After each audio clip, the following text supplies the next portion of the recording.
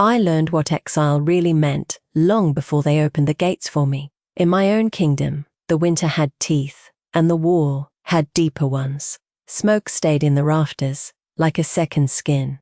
Men spoke in whispers because louder words attracted punishment, and when the accusations began, they didn't need evidence, only a convenient target. They chose me, not because I was guilty of anything I could name, but because I had survived what they couldn't explain. I had carried water when wells dried. I had patched torn uniforms with hands that didn't shake. I had found people feverish with plague and pressed my palms to their throats until their breath steadied. Those were ordinary things. In a world starving for miracles, ordinary became suspicious.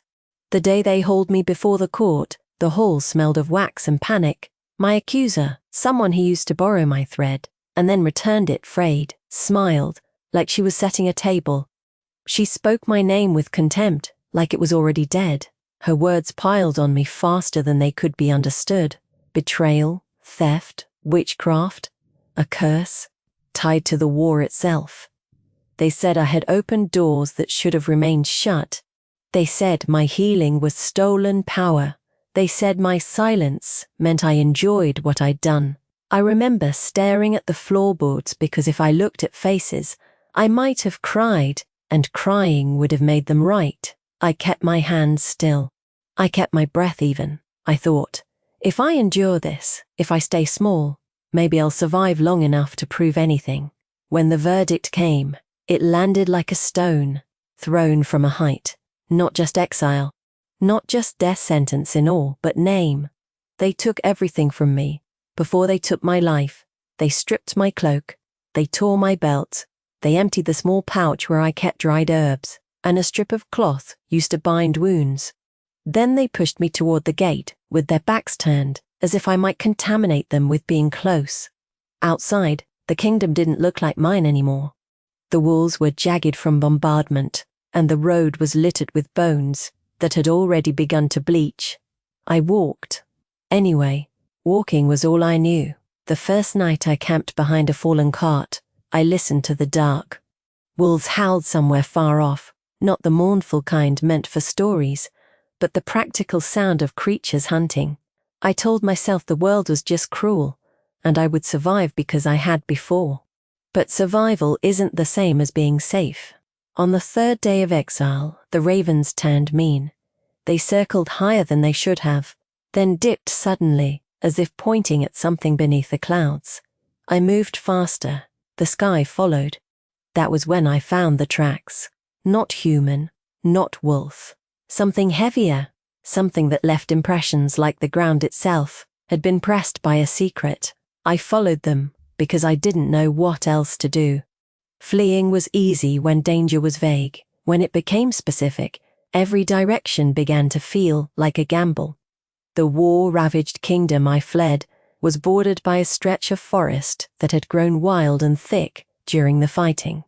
The locals called it the bonewood.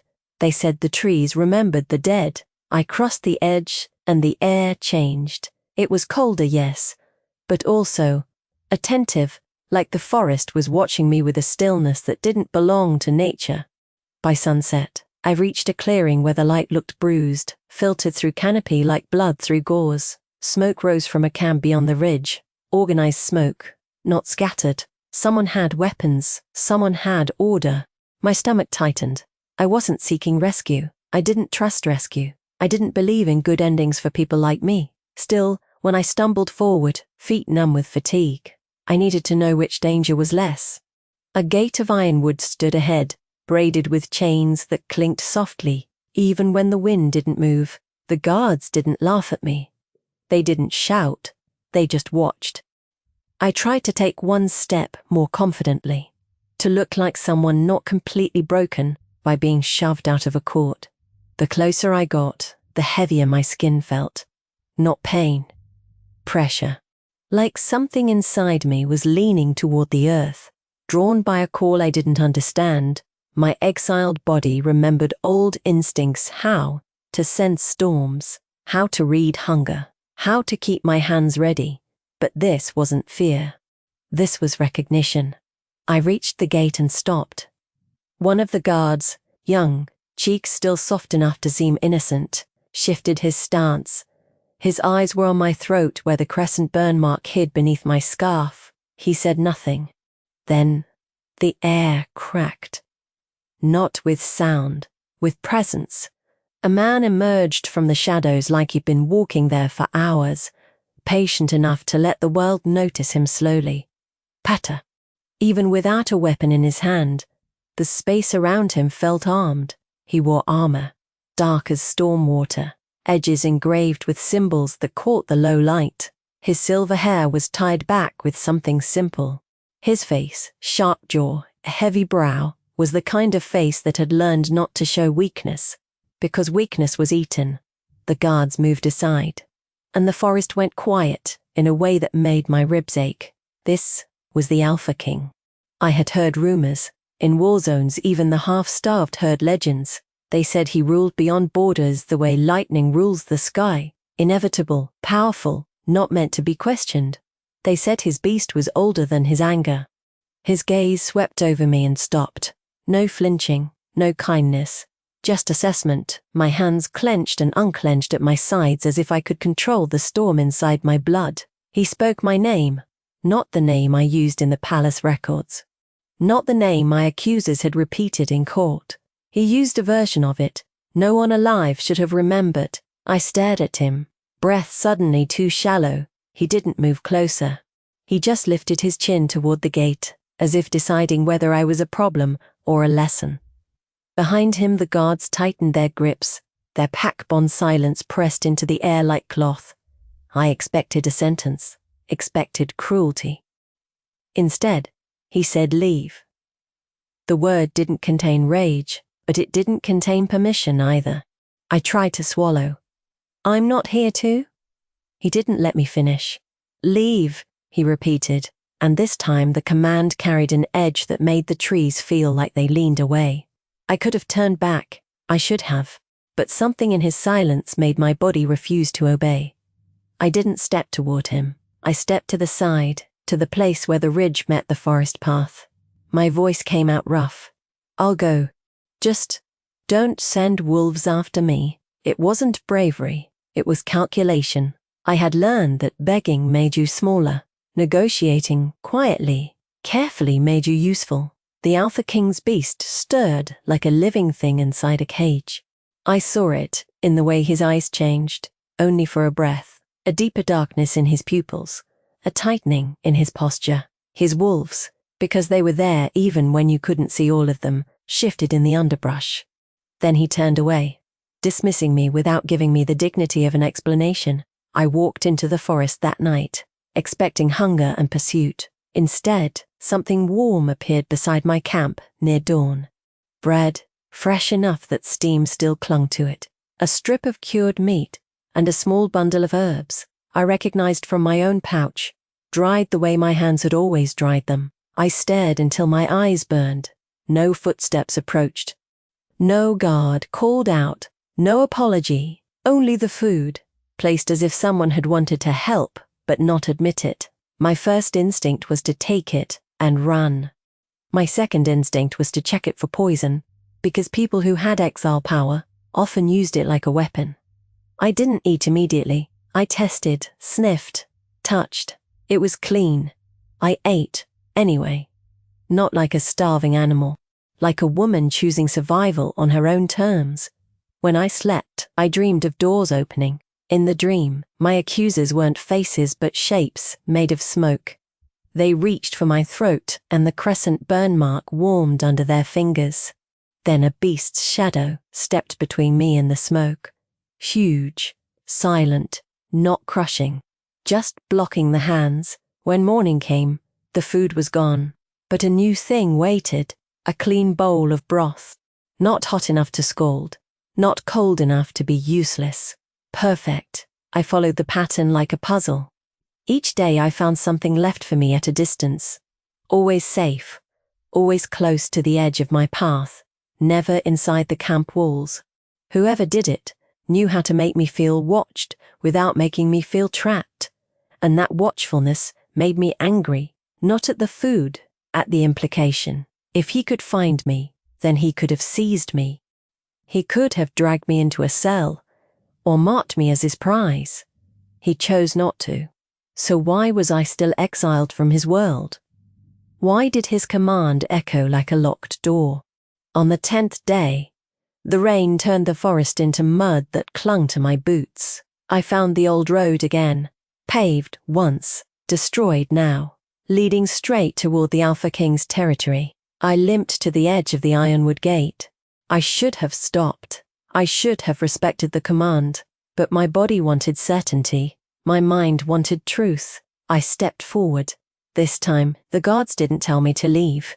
They watched the Alpha King before they watched me.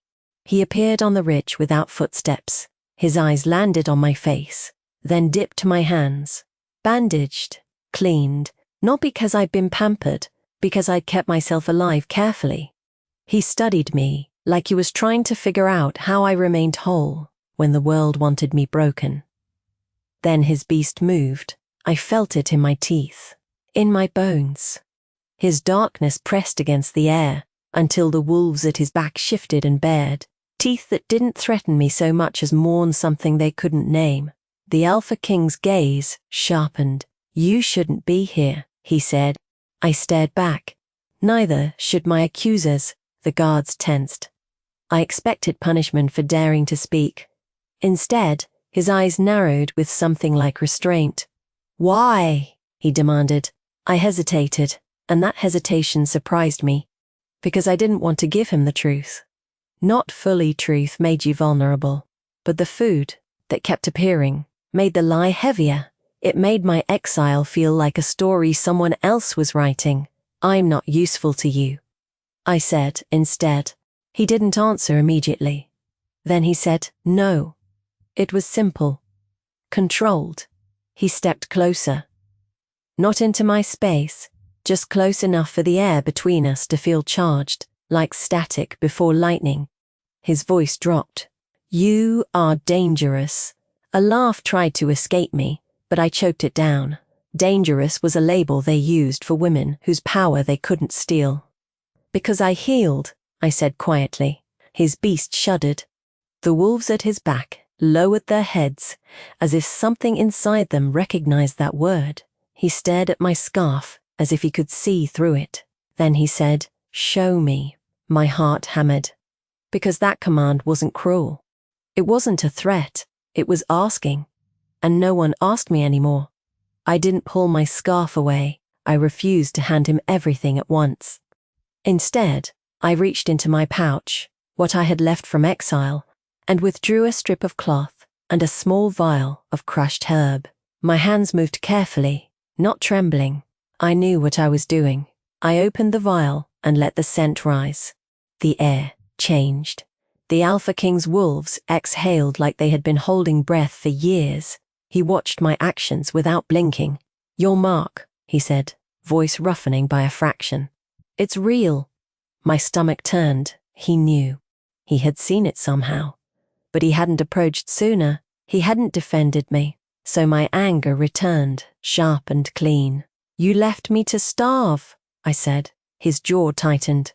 His beast surged like it wanted to move forward, wanted to close the distance, I didn't know what it wanted. I only knew it felt like ownership. No, not ownership. Recognition. A protector that didn't want to be called protector. A hunger that didn't want to be called hunger. The Alpha King stepped back half a pace, as if he'd felt the same pressure and decided to swallow it rather than act. He said, "I didn't leave you." I stared. Then, from somewhere within the camp, a quiet sound carried, someone's voice calling in the dark, low enough that it wouldn't wake the dead. "King," an older man answered, the words formal. The older man stepped from the shadows of the gatehouse, marrow-dane, with soot in the lines of his face and a torn ear that marked him as someone who had survived battles without glamour. His eyes flicked to me, then away quickly. Marrow's attention wasn't kind. It was careful. Like he knew what might happen if he looked at me too directly. He spoke to the Alpha King. "She's the one from the border rumors." I tightened my grip on the cloth. Rumors? Marrow's gaze returned to my face, and he didn't flinch. The court accused her of opening things that were sealed. I held his eyes, refusing to look down. And you believed them? Marrow hesitated. His hesitation told me more than his words. The Alpha King's beast moved again, restless, like it hated uncertainty. He asked, "What did you hear?"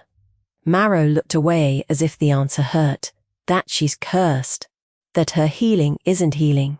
That it steals from the living. Coldness slid into my chest. So the accusation wasn't just personal. Someone had built a story to explain away my gifts. My voice came out thin. I never stole from anyone. Marrow's jaw worked once. You can't prove it. The Alpha King's eyes sharpened, and for a moment, his packs surged behind him, quiet but synchronized. Wolves moved in the way a storm moves, slow, certain, inevitable. Then the king turned his attention back to me. "Stay," he said. The word hit me like a slap and a lifeline. I didn't move immediately. Agency isn't softness. Agency is knowing when to step and when to refuse. "I will not be your pet," I said. His mouth tightened. Good. He didn't smile, but his beast softened by degrees, like something inside him loosened a knot. He gestured once, toward a side path leading into the camp. "You will work where you're needed. You will eat when the kitchen's open. You will be protected. Protected." The word didn't belong in his mouth. Still, his wolves shifted closer, as if the pack itself decided to believe it. I watched his beast, watched the restless dark behind his eyes, and I realized the truth. His mind didn't want me. His instincts did. His walls were built for survival, but his beast was older than his fear, so I stepped forward, not because he commanded, because I chose what might save me without surrendering my soul. Inside the camp, the sounds were different, less frantic than the kingdom, more controlled. The air smelled of smoked meat, wet leather, and herbs crushed into poultices. I followed the path with my head high. Marrow walked beside me, close enough that if I turned I'd see his face, but far enough that he didn't seem friendly. "You're not safe here," he said. I looked ahead. Safer than the road. He made a sound that could have been agreement or warning. "They'll test you." "They'll try to trap my power," I corrected. Marrow's gaze snapped to mine. Not surprised. Respect. As if I had said the exact thing. He was too cautious to admit. The first test came at midday. A wounded soldier arrived, carried on stretchers. His leg was torn, bone exposed under dirty bandages. The camp didn't waste time on mourning. War had taught them that. A guard held him down while another grabbed a basin. Someone behind me whispered, "She'll bleed out if she tries." Someone else said, "Her healing isn't free." I moved toward the stretcher without looking back. I didn't fight the guards. I worked around them. I cleaned the wound with water pulled from a bucket and boiled cloths, wiping with firm gentleness. I bound my hair back with a strip of fabric. I breathed slowly, centering my hands. Healing wasn't a miracle. It was labor. It was focus. It was knowing how to persuade the body to remember how to live. I pressed my palms to the torn flesh. The burn mark at my collarbone warmed hotter than it had ever been outside my nightmares. The soldier's eyes rolled once. He trembled. I felt the energy shift around me. Not flashy, not bright, like storybook magic. It was subtle, like thread stitching itself, like breath returning to a chest that had forgotten it could. But my healing wasn't without cost. I felt something pull at the edges of my focus. Not hunger, not weakness, resistance. The wound didn't want to close the way normal wounds did. It was cursed, tainted by whatever story they'd built around me. I swallowed against nausea. Then I made a choice. I didn't pour myself into the wound. I redirected. I hummed under my breath. The same hum my mother used to calm fevered babies. Ordinary. Unremarkable. The camp went still enough that I heard the hum settle into the soldier's breathing. The wound stopped resisting. When the soldier inhaled sharply, the guards startled. When his color returned, the whispers died. I tied the final bandage and leaned back with trembling legs. I expected someone to accuse me again, expected punishment for proving them wrong. Instead, a shadow fell across my shoulders. The Alpha King stood there. He watched the soldier breathe as if he needed the proof for himself. His beast lingered close, restless but contained. Marrow stepped beside me, eyes sharp. "Healed," Marrow said, voice careful. I wiped my hands on cloth that would be burned later to prevent contamination. Not healed by magic, healed by work. The Alpha King's gaze stayed on me. "Do you feel the pull?" he asked. I frowned. "What pull?" His eyes darkened. "When you healed him." My throat tightened. I didn't want to admit that I felt it. I didn't want to give him more power over my story. But his beast shifted again, and the wolves around him pressed closer, listening. My voice came out honest, against my will. It wanted the wound to stay open. Like it was fed by suffering. His jaw tightened. Marrow's face tightened even more. Like he had been waiting for me to say that exact thing. Then, as if the camp itself had reached a decision, a few wolves approached me, slowly, careful, heads lowered. They didn't sniff my wounds or growl, they stayed at my feet like companions. The Alpha King didn't move. But I saw his hands flex at his sides. His beast wanted to claim the scene. Instead, he held back. I didn't know whether that restraint would last. Later, when the camp quieted, I found a bowl of water outside my assigned sleeping area. Quote, "Fresh and clean." No one had to tell me where to be. No one had to show me how to stay out of their way. They still did everything, except ask for permission. I drew the bowl to me and drank. Then I noticed what else had been left. Another strip of my herbs. Not random herbs. The ones I used to stabilize fever. The ones my accusers had seized from me. My throat tightened until it hurt. "Stop watching me," I whispered into the dark.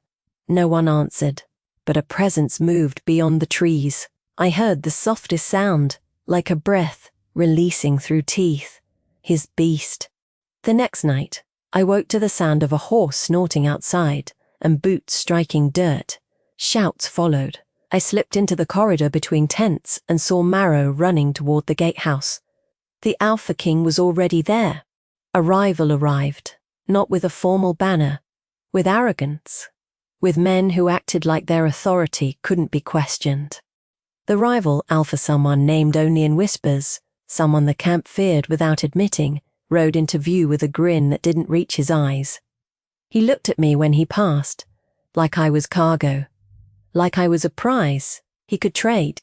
The Alpha King confronted him near the gate. Their words were sharp enough to cut, but I kept my distance. I didn't want to be a distraction. I didn't want to be a weapon. Still, the rival's gaze returned to my collarbone mark. "Wait." He smiled as if he'd found proof.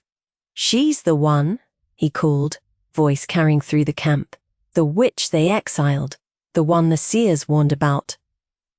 I felt my blood turn to ice. They had warned about me. Not because I was cursed, because I was a key. The rival raised his hand and motioned to his guards. "Bring her," he ordered. The camp stirred immediately. Wolves stepped into defensive positions. Guards shifted between the rival's men and my body. But then the rival's men lunged anyway, not at the Alpha King, at me. They weren't trying to kill me. They were trying to take me. My hands moved before my mind did. I didn't fight. I didn't swing blades. I did what I'd always done. I acted. I threw water, not at a man's face, but onto the ground beneath them. Slippery clay, slickened with boiled cloth water. A stumble, a loss of balance. Chaos blossomed. In that opening, I moved away. I ran toward the camp's side stores where herbs and bandages were kept. I grabbed cloth bundles meant for poultices and flung them binding the rival's men's wrists as quickly as any rope maker could. It wasn't enough to defeat them. It was enough to slow them. The wolves surged then, not with violence meant to terrify, with precision meant to protect. A guard caught me by the elbow. and pulled me behind the Alpha King's line. The rival snarled, then laughed as if the situation amused him. "She doesn't belong to you," he said. The Alpha King's beast roared silent at first, then vibrating through the air so hard, I felt it in my teeth. The rival's smile faltered. His men hesitated. The Alpha King didn't step forward fast. He stepped forward sure. His eyes locked on me, and I saw a crack, not in his skin, in his certainty. His beast wanted me close. But his mind still didn't trust the world to let him choose me freely. He spoke to Marrow. "Lock the stores." Marrow nodded sharply. Then the Alpha King turned to the rival and delivered an order that made the camp go still. "Leave. Now." The rivals stared as if testing whether the king's threat was real, but the wolves answered with their bodies. They formed a living barrier. The rival retreated with curses and threats aimed at the future. When he vanished beyond the forest, my breath came out in shaky bursts. My hands shook, not from fear, from adrenaline and exhaustion. The Alpha King watched me for a long time without speaking. Then he said, "You're not safe outside my gate." I swallowed. I wasn't safe inside my court either. His jaw tightened. His beast moved again, like it recognized the pattern. Like it understood betrayal doesn't stop just because the walls change. He turned away from the crowd and gestured for me to follow. Not to the throne room, to the healer's alcove hidden behind the kitchens. He entered first. I hesitated on the threshold. His pack shifted, giving me space that felt like permission without surrender. Inside, there were clean basins, fresh cloth, and a small, sealed cabinet with herbs I hadn't seen before. He pointed. "Sit." I didn't obey immediately. I took a breath, then stepped to the basin and soaked my hands. The burn mark warmed again, like it recognized belonging. His gaze followed my movements. Then he approached quietly and knelt near me, up close. His presence was terrifying, but his hands, when they hovered near my scarf, stopped before touching. He didn't yank. He didn't claim. He waited. I stared at him, heart slamming. "Why did your rival come for me?" I asked. His eyes remained on my collarbone. "Because he thinks your healing is a seal. Because he thinks you can open what was meant to stay shut." My stomach turned. What was meant to stay shut? His silence was heavier than an answer. Then Marrow stepped into the alcove and spoke with restrained anger. "The bones under the old war field." I looked at him sharply. "What bones?" Marrow hesitated. The Alpha King's beast surged in impatience. He said, "The Seer's bargain." I had never met a Seer. But in exile, rumors become survival. Bargains, curses, seals. I asked, "What bargain?" The Alpha King finally let his hand touch my scarf lightly, like he was testing whether I would break. He didn't pull it away. He simply warmed the fabric with his fingers. "Long before my reign," he said, "the first king promised something to end the endless war." A power was bound into the wrong bloodline, into a woman who didn't know she was carrying it. My skin prickled. "So the curse isn't my punishment," I whispered. "It's a lock," he said. His beast hummed along my nerves, a vibration I felt under my ribs. Then he lowered his voice. "And your exiled court." He paused. Marrow's face tightened with shame. "They sold your key," Marrow admitted. My throat went dry. Not just my safety, not just my name, my purpose. The realization turned my anger into something colder and sharper. I pulled my scarf back just enough to reveal the crescent burn mark. His eyes locked on it. In that moment, his beast didn't hide. It surged forward in raw recognition. The wolves behind us shifted, whimpering softly, like they'd been denied something sacred. I watched the Alpha King's posture change. He was ready to kneel, ready to accept, ready to stop fighting his own instincts. Then he stopped. He pulled his hand back, as if the moment was too dangerous to hold. "I didn't want you to know," he said, not looking at me. I flinched anyway. He didn't want me to know. So he'd let others lie to me. He'd left me exiled. The grief I felt wasn't romantic yet. It was pure wound.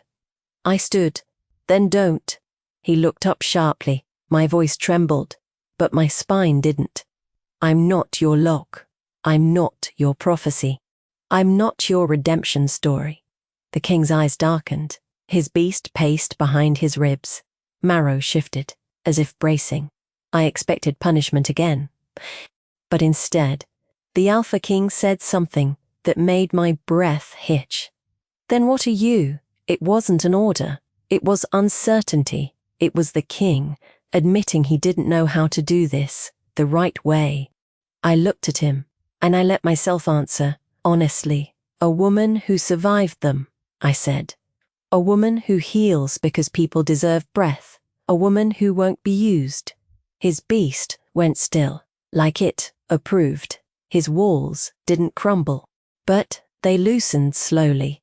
By the next sunrise, I was working in the kitchens, not because the Alpha King demanded it, but because I asked for a place where I could do good without being treated like a threat. I sliced vegetables with steady hands. I simmered broth for soldiers who didn't care about politics, as long as their bodies could move. I hummed while I worked, quiet and steady. The wolves began to gather at the kitchen threshold. Not as guards, as listeners. They watched me the way pack members watched storms, to learn whether to shelter or run. Some nights, I caught glimpses of the Alpha King outside, far enough away that his presence didn't trap me, close enough that his beast could breathe. Once, he stood behind a pillar while I wrapped cloth bandages for a child's fever. The child's mother looked at me like she didn't know whether to thank me or fear me. I met her eyes and kept my voice soft. Let me work, breathe, that's all. When the child's temperature dropped, the mother began to cry. I didn't comfort her with words. I gave her water. I gave her a clean cloth, and I made sure the child could sleep. Afterward, the Alpha King stepped from behind the pillar. He didn't touch me. He didn't ask permission. But his beast hovered closer than it ever had, like it wanted to stay, but didn't know how to ask. His voice was low. You hum when you heal. I glanced up. Everyone has a way to focus. His jaw tightened. It steadies my wolves. My breath caught. I hadn't realized. I thought I was only helping the sick. But my ordinary actions, humming, feeding, cleaning, were becoming a language his pack understood. Then, without warning, Marrow arrived with a sealed scroll. He held it like it was cursed. He handed it to the Alpha King. The Alpha King broke the seal. His eyes scanned lines of ink that seemed to disturb the air. He looked up at me, and for the first time, I saw fear on him, not as a confession, but as an animal instinct. What does it say? I asked. Marrow spoke quietly. The rival isn't retreating. He's gathering banners. He's bringing people who can smell the mark. I swallowed hard. Hunters. Marrow nodded once. The Alpha King's beast rose wolves. In the yard began to pace. He didn't order me to hide. He didn't order me to fight. He did something worse. He looked at me as if he expected me to decide. Do you want to leave? He asked. The question made my heart hurt. A king offering escape wasn't protection. It was a test. Could I choose myself when he finally gave me a door? I thought of my court, of the accusation, of the way they'd thrown away my name. I remembered the food left at the edge of my path. Not rescue, not capture. A promise without a confession. I met his gaze and shook my head. No, I said. I'm tired of running. If the world wants a key, then I'll decide what it opens. His beast exhaled like relief, but his walls still held. He didn't step closer. He simply said, then you'll come with me. Forced proximity, but not captivity. I followed. We traveled at dusk to the old warfield, where the soil was torn and black as ash. The ground hummed with an energy that made my burn mark ache. The Alpha King walked in silence, wolves flanking us like moving shields. Marrow kept to the rear, eyes scanning the dark. We reached a stone circle half swallowed by roots. Runes carved into the rocks glowed faintly, like embers covered in dirt. The Alpha King stopped. He lowered his hand toward the nearest stone. His beast snarled softly. Not at the earth, at what it sensed under it. Then he looked at me. Your mark is the key, he said, and the key can open 2 ways. I stared at the runes. Which way is yours? His eyes hardened. The way that kills my enemy. I felt the corner of my mouth curl with pain. So my healing still becomes a weapon. He flinched, barely. Marrow's gaze snapped to mine, warning me not to push. But I didn't step back. I was no longer the woman who had kept quiet in a courtroom. I walked forward into the stone circle. The runes brightened. My hum rose in my throat, quiet but unstoppable. Ordinary sound, extraordinary consequence. The ground vibrated. The Alpha King's wolves lowered their heads, as if bowing. And then the air split, with a sound like breath being pulled through a torn veil. I saw it. Beneath the soil something moved. Not a monster, a cage, a seal, the seer's bargain. In the center of that darkness, I felt a thread of connection, my mark tugging at something bound. Then pain tore through my collarbone. I gasped and stumbled. My hum broke. The seal flared. The Alpha King moved instantly, not to attack the seal, but to catch me before I fell. His hand clamped around my arm with a pressure that told me his beast had decided I would not be hurt again. I looked up at him, furious and breathless. He didn't apologize. He didn't explain. He just stared, like he was fighting his own mind to do what his instincts already knew. I can't hold it alone, I said, voice shaking. The Alpha King's beast roared, a deep, internal sound that made the rocks shiver.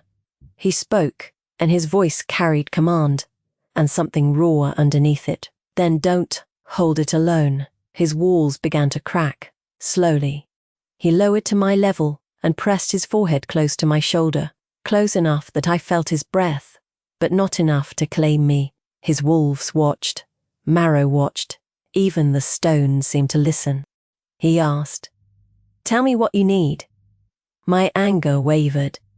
Because no one had ever asked me that. No one had ever asked like my needs mattered more than their fear. I swallowed hard. I whispered, "Your blood, your bond. Let your beast stand beside mine." The words stunned even me, because it felt like asking for something dangerous, like offering my heart to the person most likely to break it. But I wasn't weak. I was choosing. His eyes narrowed. His beast stirred like a tide. Then he exhaled once and drew a line of blood from his palm. Quick, controlled. The red glimmered under moonlight. He pressed his palm to the stone. The runes brightened. A warmth spread through the circle. My burn mark flared. My hum returned. Steadier now, supported. The seal began to loosen, and I saw visions. Not in my head like madness, in the air like reflections. My accusers weren't just cruel women who hated me. They were agents of a bargain. They had been promised safety after war ended, and they believed sacrificing me could buy peace. Their betrayal was not random. It was planned. It was sold. I saw my own kingdom's royal seal fractured. I saw the rival Alpha's banners stitched into future wars. I saw hunters coming wolves and men who would tear the mark out of my flesh. And then, in the center of the seal, I saw the truth nobody had told me. The key wasn't meant to open a door to darkness. It was meant to open the cage, keeping a curse bound so the land could heal. But the bargain had been warped. Someone had turned my gift into a weapon for whoever held the strongest beast. The Alpha King's beast hissed at the vision. He stared into the darkness and whispered something that wasn't for me to hear. It was for his rage. Marrow's face went pale. He'd suspected. But suspicion wasn't the same as knowing. The seal cracked fully. Black mist surged upward. The circle exploded in soundless lightning. And the rivals' hunters arrived on the edge of the field, torches held high. They smelled the mark instantly. Their leader, a woman with eyes too bright and a grin too thin, stepped forward, Mate blood, she said, voice carrying joy like she'd won. The king brought his mate key. My heart lurched. Mate. The word hit like a prophecy. I didn't ask for. The Alpha King's head snapped toward her. His beast surged, but his mind stayed restrained. Like a man choosing not to become the monster they expected, he stood between me and the hunters. His posture wasn't violent, it was protective. I stepped next to him anyway. My voice was steady now. Don't touch me. No confrontation, just boundaries. The hunters laughed. They thought I was exiled, weak, broken. They thought they could tear me open and take what they wanted, but I had learned something in the camp. Ordinary work builds strength. When you care for others, you stop thinking of yourself as a target. I moved to the runes and hummed again, stronger this time. The mist recoiled. The seal's purpose bent toward me. Healing wasn't just closing wounds. It was rewriting what a curse believed it could do. The hunters tried to charge, but the wolves rose as one. Not with savagery. With a ring of bodies that didn't allow entry. Marrow stepped forward, eyes hard with decision. The king's order stands. The hunters snarled. The Alpha King finally lifted his voice. Command that carried finality. Back, his beast roared, and the ground itself seemed to tremble. The hunters retreated, not defeated, but frightened enough to wait. As the torches died down, the mist inside the circle began to swirl into patterns. A map, a path. The curse was being undone. My hum softened. The pain in my collarbone eased. And when the seal finally settled, I felt something change in my bones. Not just relief, activation. Hidden powers awakening isn't always dramatic like lightning. Sometimes it's quiet. Sometimes it's the moment you realize you can do more without losing yourself. I turned to the Alpha King. His eyes were fixed on mine, like he was still deciding whether to believe what his beast had known from the start. I expected anger. I expected rejection. Instead, he stood still like a man learning a new way to breathe. My beast wouldn't eat without you near, he said quietly.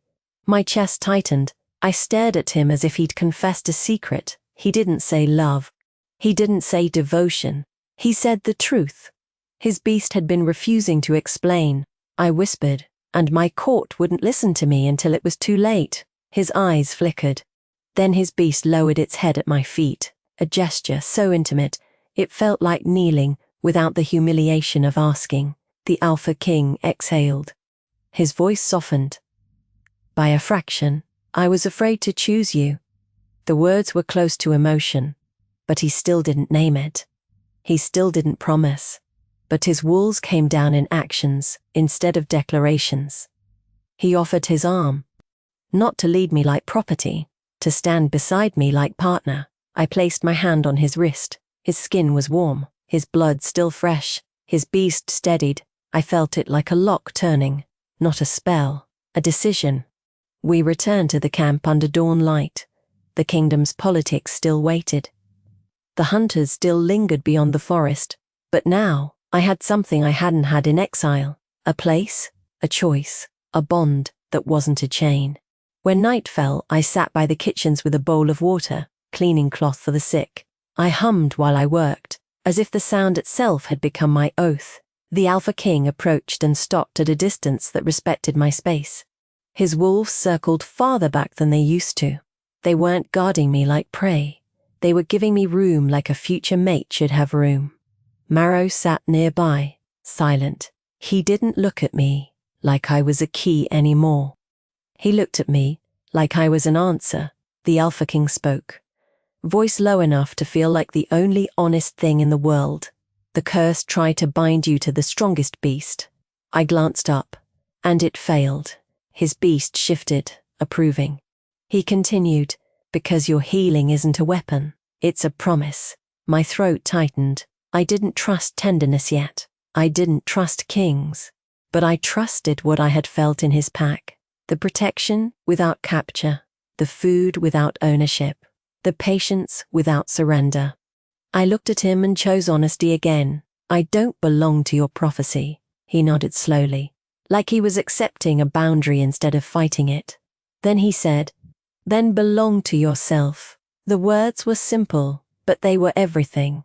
Because the king's beast recognized me first, but the man finally offered me freedom on purpose. My hidden powers hummed under my skin, as if they were answering.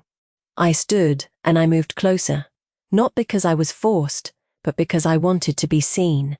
I stepped into his space, and rested my palm against his chest near the rune mark. His breath caught, his wolves stilled. His beast went utterly quiet, as if it was holding a vow. I didn't ask him to be softer, I asked him to be real. "Choose me," I said, not as a plea, as a declaration. The Alpha King's eyes darkened with something that looked like surrender. His voice came out rough. "I already did." The words weren't romance fluffy, they were truth. Then, slowly, like a door opening after years of being sealed, he leaned forward and pressed his forehead to mine. No spectacle, no claiming. Just warmth and the quiet promise of staying. My breath steadied. For the first time since exile, I didn't feel like a hunted thing. I felt like a chosen one. And when I hummed to anchor his beast, he answered with a low sound of his own. Pack language, mate language, the kind of bond you couldn't fake. The war around us could rage. The rivals could gather. Hunters could return. But I wasn't alone in the dark anymore. I was standing beside the Alpha King of a world that finally made room for my ordinary miracles. And in the dawn to come, I didn't just survive. I led healing through the pack's wounds. I rebuilt trust with my hands. I turned betrayal into the kind of strength that doesn't need vengeance. His walls didn't collapse fast. They dissolved through every shared task, every hum, every protected step, every hum. Eventually there was no separation between the beast that recognized me and the king, who finally understood. Destiny didn't take me away from myself. It transformed me into the woman exile, tried to erase. And when his pack bowed at my feet like a new oath, I knew the bond wasn't fate alone. It was choice made again and again in the quiet, between the moments nobody could see.